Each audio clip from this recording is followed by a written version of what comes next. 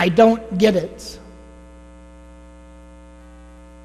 Took a lot of courage for me to acknowledge that, much less to declare it, sitting in my 6th grade classroom with Sister Valeria standing in the front. The school sister of Notre Dame that she was. She had just got done teaching us 6th grade students about the mystery of the Trinity.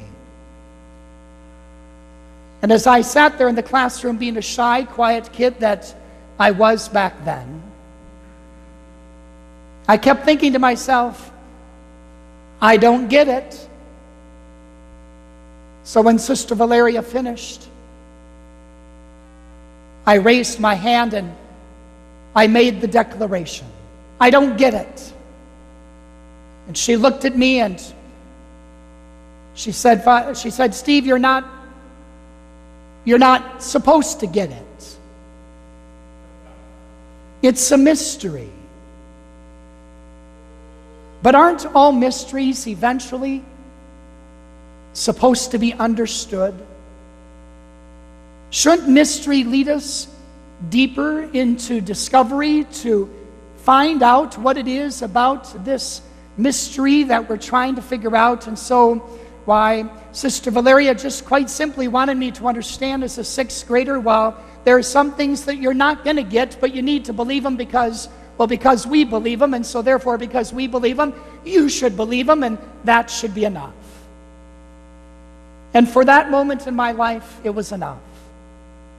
So I went through the rest of my years of primary schooling, and I went through high school, and of course, didn't think about the Trinity much at all after that time with Sister Valeria. And then, of course, I went to college and entered into the seminary, and then, of course, I spent an entire semester listening to the professor teach us about the sacredness and the mystery of the Trinity. And when Father got done after an entire semester teaching us about the Trinity, I still had to acknowledge, I don't get it.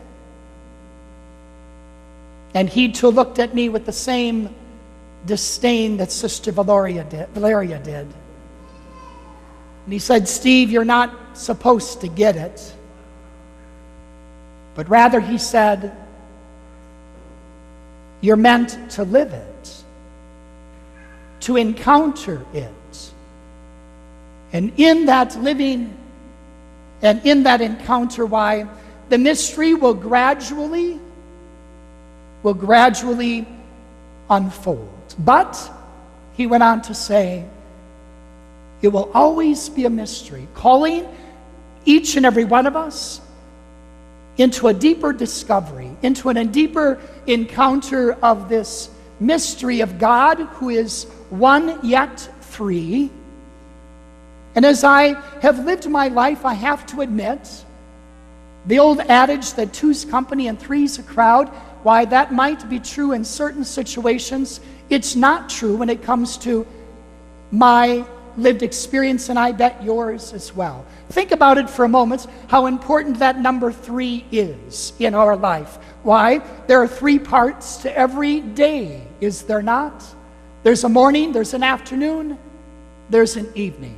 There are 3 properties to a fire. A fire, of course, provides light, it provides power, it provides heat. There are 3 parts to you and I. We were created with our physical self, our intellectual self, and our spiritual self. Why, in the church world, we oftentimes will say they come in 3s. We refer to funerals when we say that, and how oftentimes that rings true. I could go on and on about those things that we experience in 3s, and yet as we celebrate the Feast of the Trinity, we celebrate a God who is one, yet has made his presence known to us through the persons of Father, Son, and Holy Spirit. And as the Book of Wisdom tells us in today's first reading, it is a God who loves to play. It is a God who loves to play on the surface of the earth. And as we are told by the Book of Wisdom, it is a God who delights who absolutely delights in the human race. And so God as Trinity is lived and encountered in you and I, in the human race. Why the God of the Trinity as Father, Son, and Holy Spirit is lived and encountered in relationships. Isn't it interesting that our God chooses to live in a relationship, not in isolation, not on an island, but God chooses to come down and to play on the surface of the earth, to take delight in you and I, his human beings.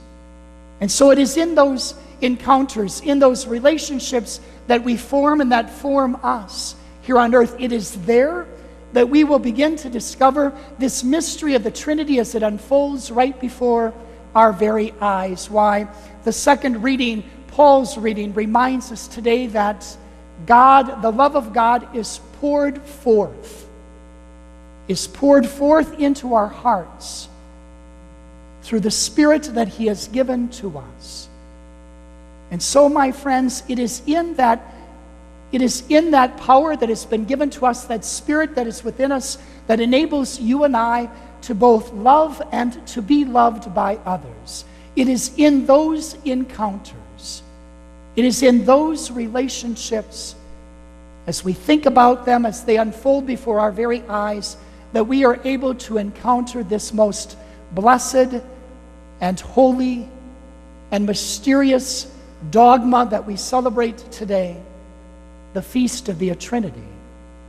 Because it is in those human relationships that we discover that we are called forth to create as God the Father creates. It is in those human relationships that we are called to be sanctifiers, people who bring holiness to others as they bring holiness into our lives. You and I are called to participate in the life of Jesus Christ himself as he came to redeem, to forgive, to love, and to show us how to live completely and fully.